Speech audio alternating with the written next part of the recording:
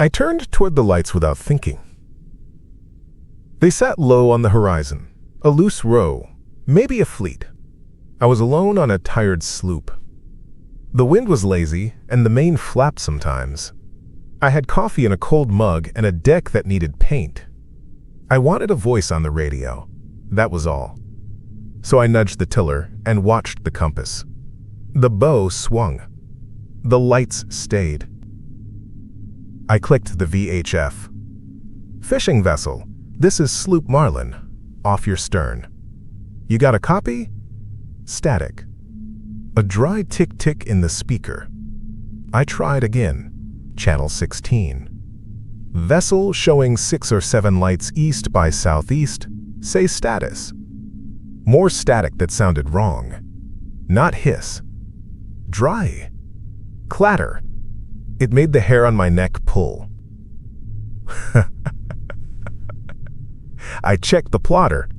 The cursor jumped half a mile, then snapped back. The GPS said I was swinging 8 degrees. The wind was nothing like that. I glanced at the compass. It drifted 2 degrees to port, then returned. I tapped the bracket. I looked at the sky. Clear. Nothing up there but a hard moon and a few smudged stars. I hated how quiet it was. The boom creaked in a way I didn't know. I stood and tightened the vang anyway. I pulled a little more tension into the jib sheet. I told myself I was just keeping busy. I took a sip. Cold. I set the mug down. It slid and I grabbed it with 2 fingers. Stupid detail, but it stuck in my head. I tried them on Channel 13. This is Marlin, southbound, seeking contact with any vessel ahead. I waited. The speaker cracked. That dry sound again, like something hard on a grate. Then nothing. The lights moved. Not all at once. One slid left. Another seemed to dip. If they were a line of trawlers, they were sloppy. I turned 2 degrees to starboard to hold them on the bow. They crept to port again. I frowned and reached for the paper chart. I unrolled it on the cabin top, held the edge with my elbow, and put a finger on my last fix. When I picked up the pencil, the lead snapped near the tip and dust fell in a tiny cone on the chart. I stared at the dot I made and felt dumb for staring. Something scraped under the hull. Just a thin scrape, right under me, from bow to stern. I froze and listened. Nothing else. Maybe a float, I thought. Maybe a plank. I pulled the tiller a hair to keep the boat under the lights. The strap on my headlamp dug into my temple. I adjusted it. My hands were sweaty and there was grit in my palm. Salt, I figured.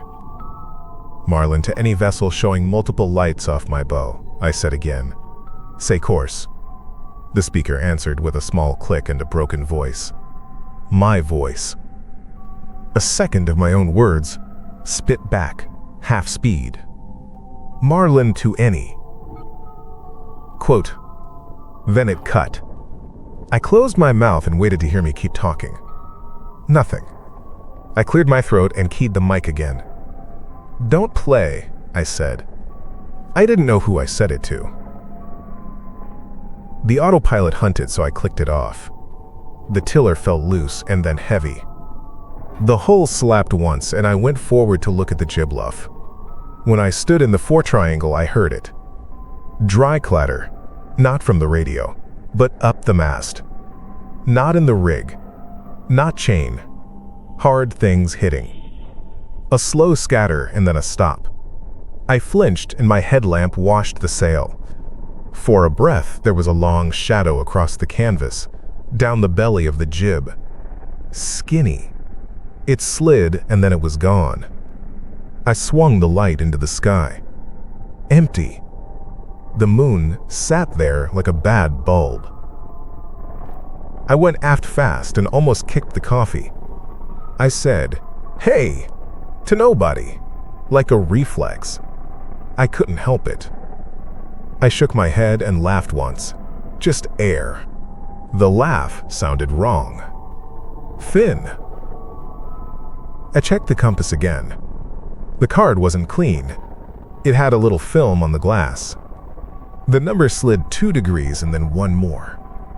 The lights on the horizon didn't show what that change should show. They kept the same relationship. It made my stomach get hollow. Another scrape against the port quarter. Longer. I spun and shined the beam into the water. My light showed a long piece of dark. Not a log. Not a line of kelp. It kept pace with my hull. The surface around it shivered. The beam bounced, and I lost it. I decided to get away from them. It felt dumb to say it, but I said it out loud. We go away.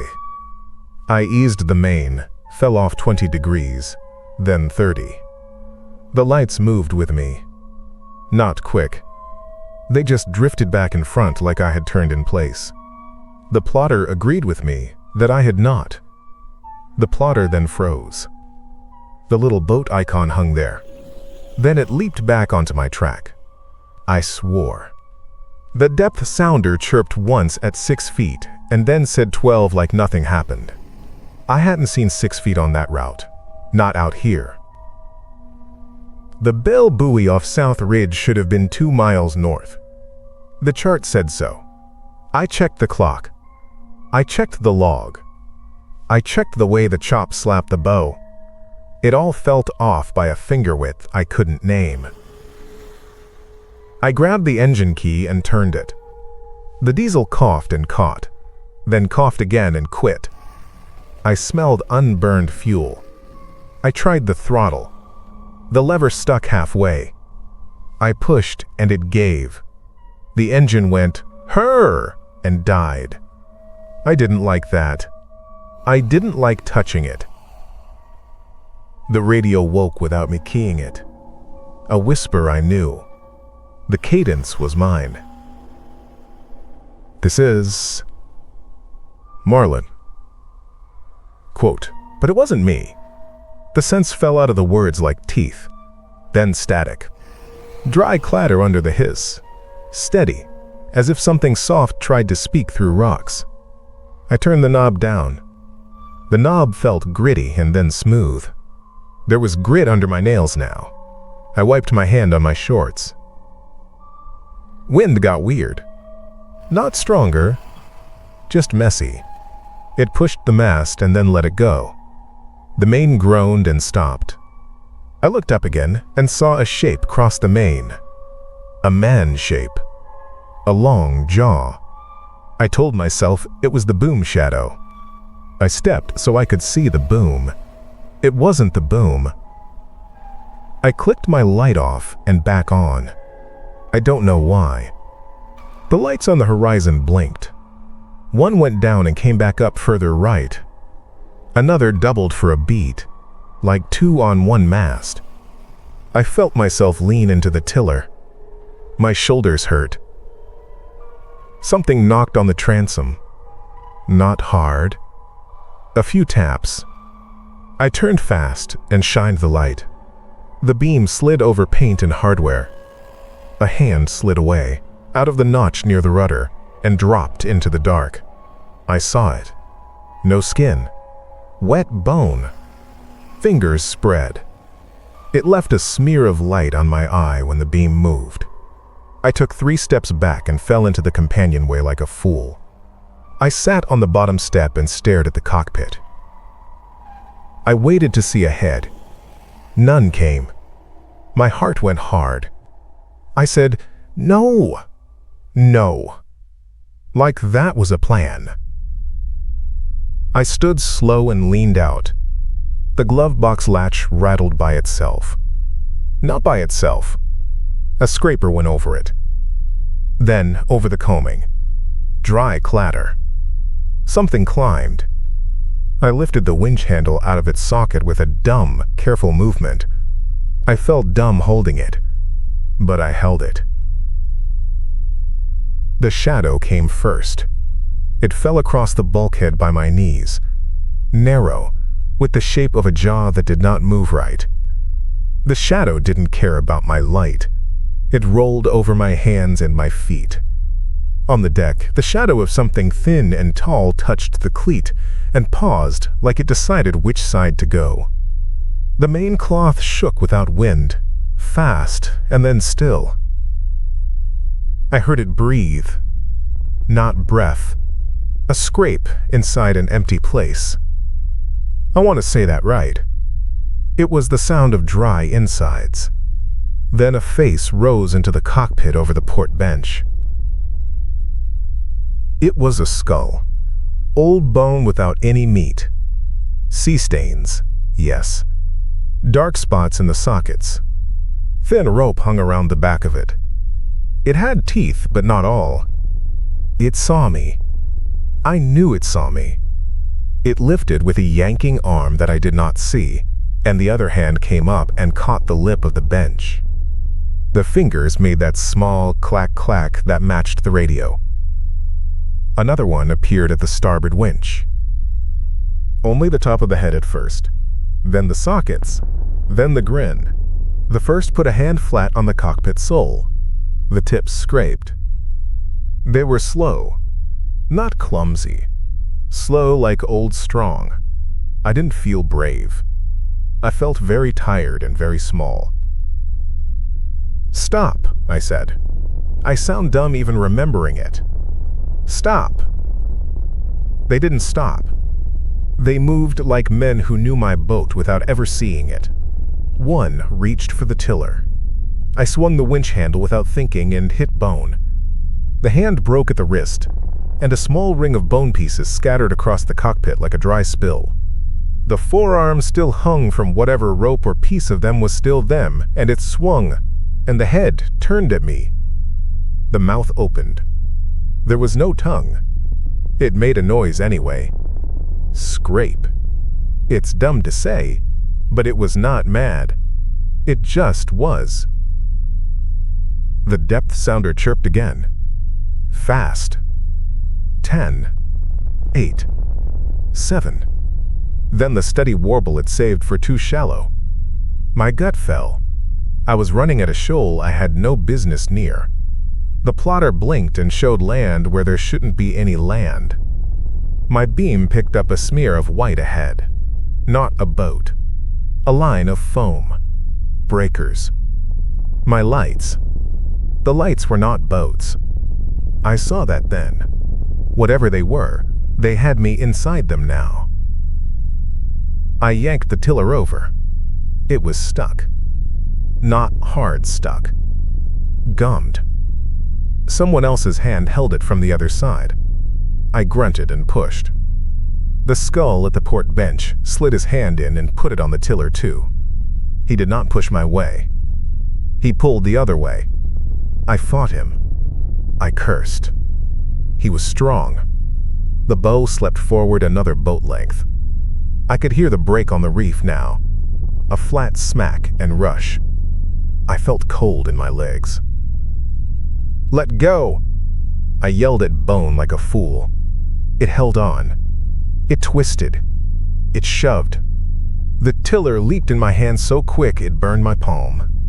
The bow swung, harder than I could have made it swing with that wind and that hull, and the boat missed the bright lip by what felt like inches. The breaker went past my quarter, and the hull shook. The mast shivered. My knees went. I fell against the companionway again and caught the rail. The skulls were in my face when I sat up. The one with the broken hand hung his stump and his head inclined, just a hair. His socket on me. Bone near my cheek. The smell was clean, like salt and cold rope. I didn't breathe for a second. The other leaned near the winch and watched the foam line slide past behind us. I swear it looked at the reef and then at the horizon. "Hold course," a voice said. It came from the radio, but it sounded in the cockpit anyway. It sounded too dry to be voice, and yet it was. It wasn't mine this time. They didn't grab me. They could have. They didn't take the tiller again. They eased back. One slid down into the dark like a ladder was there. One went over the combing with no sound but that little clatter. Something long moved hard along the hull, from bow to stern, like a long hole kissed mine, and then it was off me. The lights out there shifted. They drew apart and dimmed, as if they drifted under fog that I did not have. The plotter began to behave like it had never lied. The depth sounder quieted. 12 feet. 14. 20. The wind found a line and held it. I wanted to throw up and then sleep forever. I shook so bad I had to sit on my hands. I did not chase anything. I held the same easy heading all the way back out to open water, where the dark felt normal again. When I finally stood, I saw the tiller where his hand had been. There was a mark. Not wet. Not stained like oil. Powder lay there in 4 streaks where fingers had pressed. Pale. It got into my skin when I touched it. I rubbed my palm on the non-skid, and it left a small, long smear that a wave took. In the locker, under the port bench, I found a thing I didn't own. It lay against the bucket and rattled on the plastic when the boat rolled. A vertebra. Small. Fish, I thought first. But it was not fish. It was human. It had a hole drilled through one side and old line tied to it. The line was short. It smelled like rust and salt. I left it where it lay. I closed the locker. I heard it clatter again after a minute, just once. I didn't sleep until daybreak. I didn't talk on the radio until noon. I didn't look for the lights. The reef sat behind me where it always sat, and that made it worse. They saved me from it. They put their hands on my boat and saved me. Not because I was smart or fast. They decided, and I didn't know why. I still don't. Sometimes, when the hull is quiet, I swear I heard that dry clatter in the speaker again, as if someone on my stern tapped bone against gelcoat and waited. Wow.